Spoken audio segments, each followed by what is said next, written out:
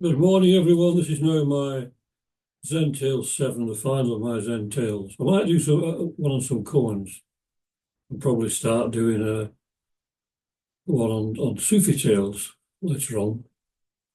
But Zen Tales 7, more tales of enlightenment with deep meanings. So the first one I'm going to read is called A Beautiful Goose. A Zen monk saw a beautiful goose fly by, and he wanted to share this joy with his elder brother, who was walking beside him.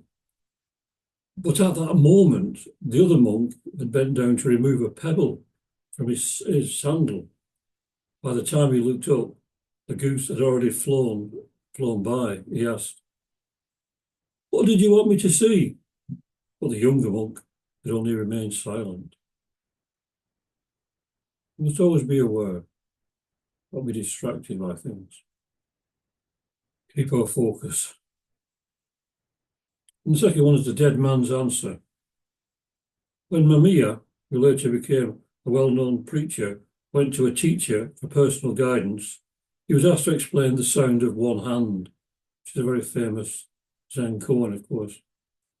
Mamiya concentrated upon what the sound of one hand might be. "You are not working hard enough," his teacher told him. "You are too attached to food, wealth, things and that sound. It would be better if you died." That would solve the problem. The next time Mamiya appeared before his teacher, he was again asked what he had to show regarding the sound of one hand. Mamiya once fell over as if he were dead. "You are dead, all right," observed the teacher. "But how about that sound?" "I haven't solved that yet," replied Mamiya, looking up. "Dead men do not speak," said the teacher. "Get out."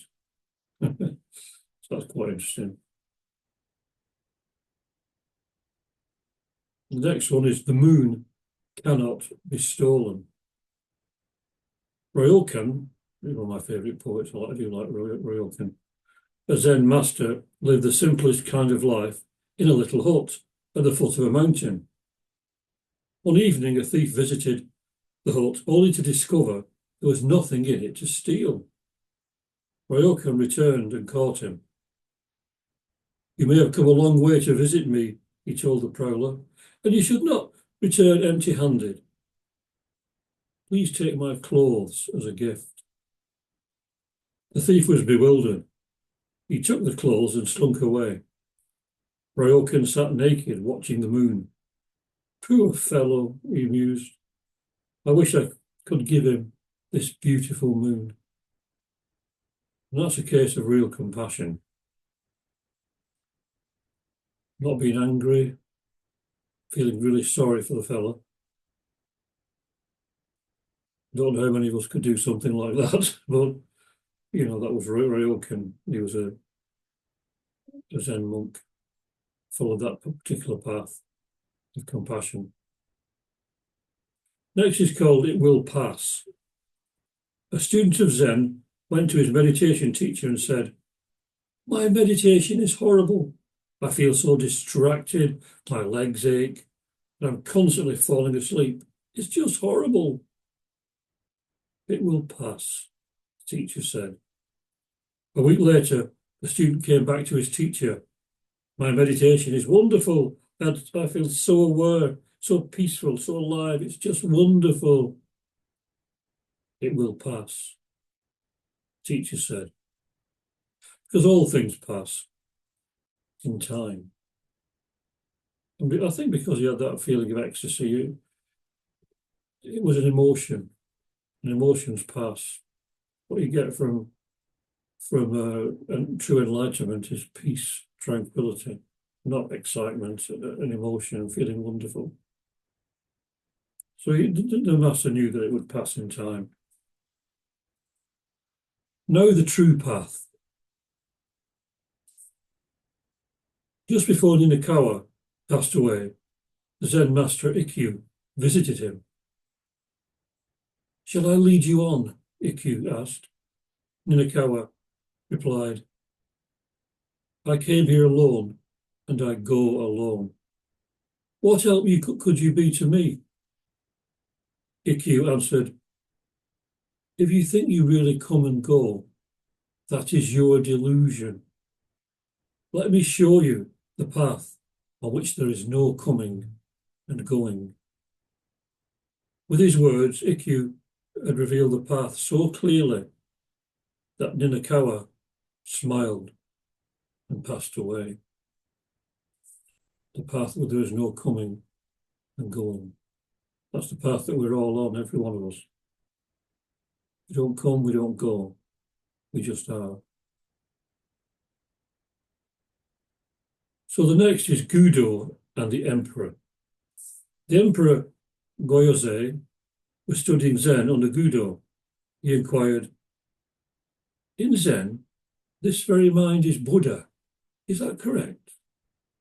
Gudo answered, if I say yes, you will think that you understand without understanding. If I say no, I would be contradicting a fact which you may understand quite well. On another day, the Emperor asked Gudo, where does the enlightened man go when he dies? Gudo answered, I know not. Why don't you know? Asked the Emperor. Because I have not died yet, replied Gudo. The Emperor hesitated to inquire further about these things his mind could not grasp. So Gudo beat the floor with his hand, as if to awaken him, and the Emperor was enlightened. The Emperor respected Zen and told Gudo more than ever after his enlightenment, and he even permitted Gudo to wear his hat in the palace in winter. When Gudo was over 80, he used to fall asleep in the midst of his lecture, and the Emperor would quietly retire to another room, so his beloved teacher might enjoy the rest his aging body required. And that's respect for the teacher. And in this society today, there's so little respect. Respect is very important. True Reformation. We'll go back to Ryokan now. Ryokan devoted his life to the study of Zen. One day he heard that his nephew, despite the admonitions of relatives, was spending his money on a courtesan. Inasmuch as the nephew had taken Ryokan's place in managing the family estate and the property was in danger of being dissipated. The relatives asked Ryokan to do something about it. Ryokan had to travel a long way to visit his nephew, whom he had not seen for many years. The nephew seemed pleased to meet his uncle again and invited him to remain overnight. All night Ryokan sat in meditation. As he was departing in the morning, he said to the young man, I must be getting old. My hand shakes so. Will you help me to tie the string on my straw sandal? The nephew helped him willingly. Thank you, finished Ryokan. You see, a man becomes older and feebler day by day. Take good care of yourself. Then Ryokan left, never mentioning a word about the courtesan or the complaints of the relatives. But from that morning on, the dissipations of the nephew ended. It seems strange that such a thing would make an effect on his nephew, but the way people looked at things in those days was a lot different, and he realised that life was fleeting, it was transient, and he should spend his life on more important things, because he wouldn't always be able to do those things that he was doing now at the moment, were giving him so much, seeming to give him so much pleasure.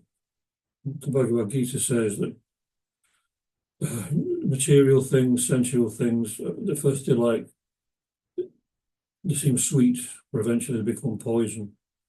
It could be the other way around, that things that are really important may seem like poison to the young person, but in the end they become sweet, because they're the only things that matter in the long run. There are things you take with you beyond the grave into the next life. So the next is, show me your temper. A Zen student came to Bankei, and one of my good favourite teachers, and complained, Master, I have an ungovernable temper. How can I cure it? You have something very strange, replied Bankei. Let me see what you have. Just now I cannot show it to you, replied the other. When can you show it to me? Asked Bankei. It arises unexpectedly, replied the student. Then, concluded Bankei, it must not be your own true nature. If it were, you could show it to me at any time. When you were born, you did not have it, and your parents did not give it to you. Think that over. Emotions are transitory, so they're not the real self. The real self is eternal, it never changes. It's always full of peace, love, and harmony. So it doesn't go through all these changes of the emotions, like you get anger, you get jealousy, you get different kinds of emotions. They're all transitory, they just pass. So they're not the real you. This is what the journey is about, trying to find that true self that does not change under any circumstances, like being at the centre of the storm. Storm rages around you, but within you is this eternal calm. So the next is how to write a Chinese poem. I'm sure we all want to do that. A well-known Japanese poet was asked how to compose a Chinese poem. The usual Chinese poem is 4 lines, he explains. The first line contains the initial phase, or phrase it should be. The second line, the continuation of that phrase. The third line turns from this subject and begins a new one. And the fourth line brings the first 3 lines together. So a popular Japanese song illustrates this. 2 daughters of a silk merchant lived in Kyoto. The elder is 20, the younger 18. A soldier may kill with his sword, but these girls slay men with their eyes. So that's how to write a Chinese poem. Yeah. I mean, I've never tried. I do write poetry, but I've never tried to write it like that. Maybe I should. And we've got now the 10 pilgrims. Once upon a time, 10 monks went on an arduous pilgrimage to a faraway holy city. At one point on their journey, they had to carefully make their way across a roaring river, which is surrounded by jagged rocks. When they finally reached the other side of the river, the leader of the group decided to count everyone to make sure they had all crossed safely, and so he lined each one of the pilgrims up and started to count. When the leader counted the last head, he discovered with horror that only 9 men had made it across. He then asked each of the pilgrims to count. Sure enough, each one only counted 9. A wise stranger came upon the scene and discreetly asked what had happened to elicit such an outpouring of grief. We are pilgrims, said the leader. There were 10 of us when we began our journey, but now one of our brothers has been lost in the river. The stranger quickly noticed that by his count, there were 10 pilgrims. He asked, Sir, would you please count everyone again, just to make sure? Yes, replied the leader. He began counting aloud. 1, 2, 3, 4, 5, 6, 7, 8, and 9. Oh, last one is gone. But, sir, said the stranger, you have forgotten to count yourself. And so the 10th man was found. I always find that story I really like, amusing. Sort of thing that we do. We might sometimes leave ourselves out of the equation.